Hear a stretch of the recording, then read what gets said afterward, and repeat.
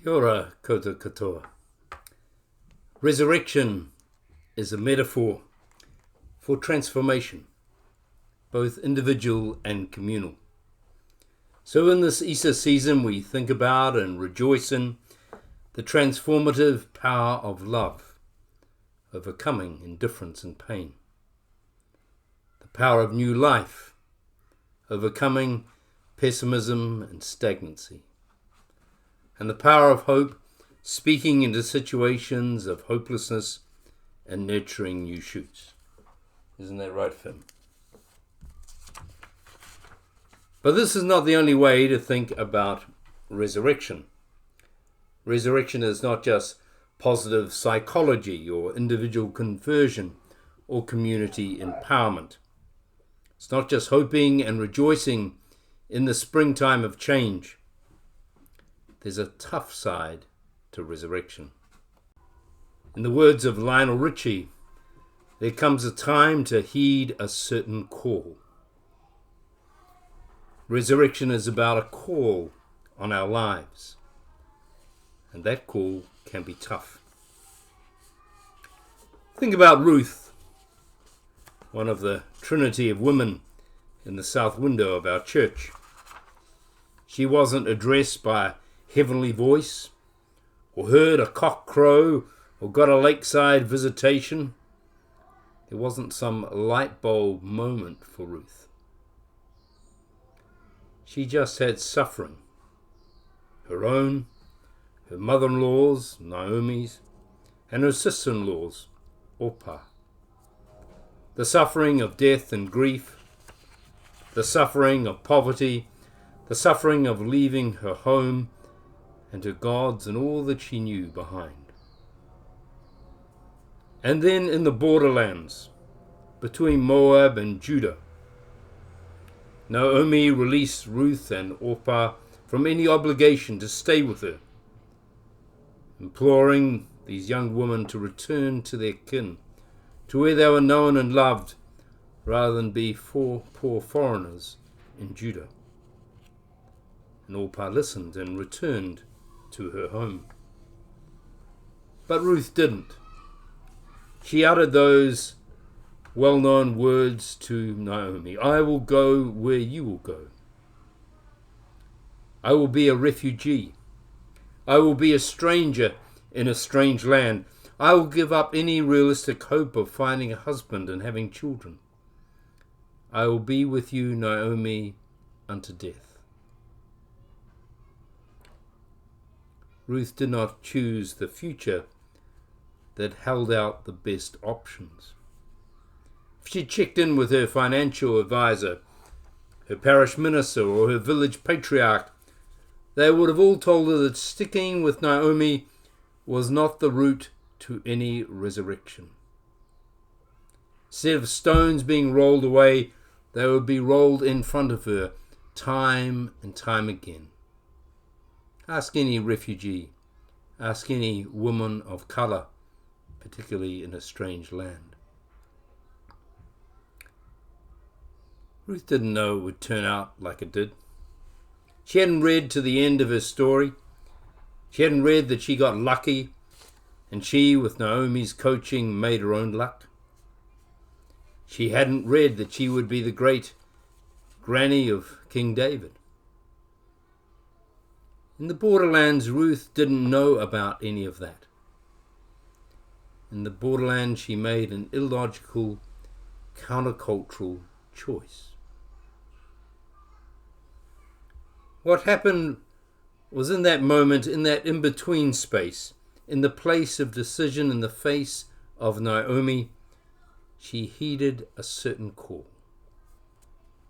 Something inside her, something in her heart of hearts spoke. And she listened, she heeded, and it could have been death. The first reading today is a rewrite of St. Paul's call. In the 50s, in the letter to the community at Galatia, Paul tells us that he was a violent persecutor of Jesus' followers. Then he heard a call and straightway headed into the desert in Arabia and later returned to Damascus. Some 70 years later, an author we call Luke rewrote that story of Paul's call. Luke creates a light from the heavens and a Jesus voice, giving Paul a good growling. Note, no horse. And the next text goes on to talk about Paul being blinded for 3 days until Ananias, a Jesus follower, heals him. That's the last we hear of Ananias. Paul was cured in his body and soul by those he had castigated and worse.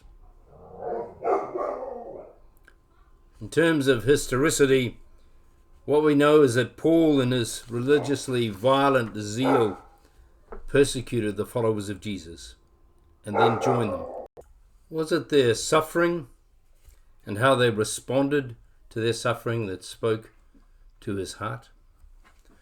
Or was it their lived theology that included Gentiles as equals, breaking the tribalism that gripped so much of religion and geopolitics then and now? Something grabbed Paul and changed his heart. I'd like to think it was a call to a vision bigger than the narrowness of his religious insights and knowledge to that time. A vision inclusive enough to embrace even him. And although Paul considers himself fortunate and blessed in his letters, this heeding of a call led to a lot of suffering for him. Physical hardships and beatings, misunderstanding and ostracism from former co-religionists, conflict with other Jesus followers, and conflict with the authorities of the empire. All of which led in time to an untimely death. Paul heeded a certain call. Something in his heart of hearts spoke, and he listened and he heeded, and it led to an early death. Paul's not a great advert for a blessed, rosy, resurrected life, but maybe a content one. And then there's Peter, fisherman on Lake Galilee, managing a boat with his brother Andrew. Then he hears a call in the person of Jesus to leave his nets and join the Jesus movement, which he does for a year or 3. Then this Jesus does the movement a massive disservice by going and getting himself killed. The colonial forces of violence murder him and threaten to murder any who follow him. It's a dangerous time. So like many before and after him, Peter responds to this threat with the well-honed instincts of those under the colonizer's heel. He misspeaks, blurs the truth, lies in order to survive. We can empathize with Peter. What good would it have served by him being killed too? Then a cock crows. I like this rooster. He calls to Peter's true self, the one that wants to be brave but isn't. The rooster speaks the truth. The rooster is the voice of God in that moment. And Peter hears the crow as such. How much of this is history? Who knows? One of the purposes of those who constructed the passion and resurrection narratives was to assert the paramountcy of Peter, while having to explain the embarrassing detail that Peter had in some public form betrayed Jesus, and yet was still worthy of leadership. So came the thrice repudiation and the thrice restoration, with the wee rooster crowing between. I find it an interesting scene in John 21, that lakeside visitation, with the miraculous haul of fish, the breakfast invitation, with Jesus as the host, and the exhortation to Peter to feed sheep and lambs, a reference to those who were and would join the movement. As Diana Butler-Bass points out, this is all table talk, not cross talk. Fish were for eating, for the table, and a large Piscine hall would feed a large hall of people. Jesus had the fire going, the bread brought, the implements for frying. He was the cook, the host, the waiter. Then he commissions Peter to be likewise, to feed others, literally and spiritually. You could conclude that the call of Peter was to put aside his feelings of inadequacy, his lack of leadership experience, his past failures, to hear the call of the cock and get to the kitchen, to the dining room, to cook and serve and provide, and stoke the fellowship of friends, the hearth of community. Maybe the call Peter heard way back on that lakeshore was to community, and the lakeside commissioning was to the same. As I'm thinking of heeding a call, whether it be that crazy loyalty of Ruth or the inclusive vision that grabbed Paul, or Peter's need to feed community well-being, I think now in the news today of one man who 3 years ago was thought of as a joke, and today epitomizes the heroism of a nation.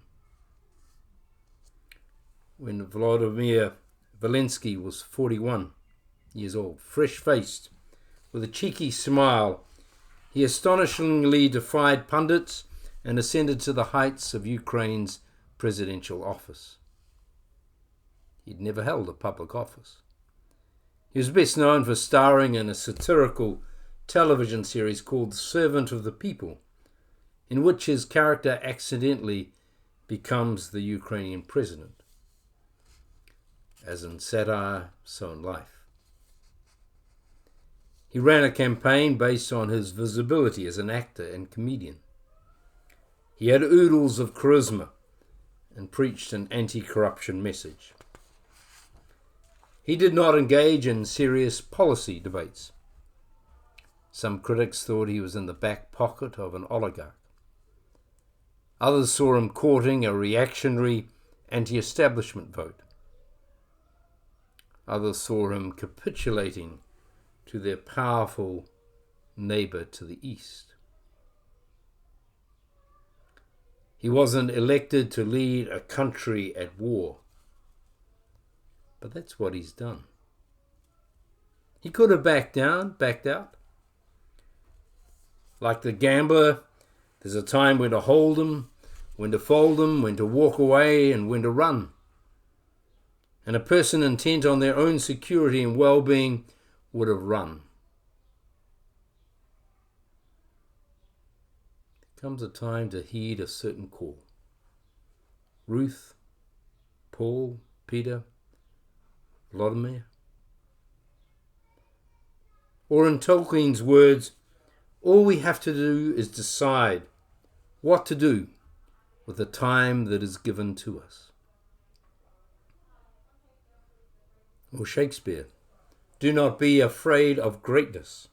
Some are born great, some achieve greatness, and some have greatness thrust upon them.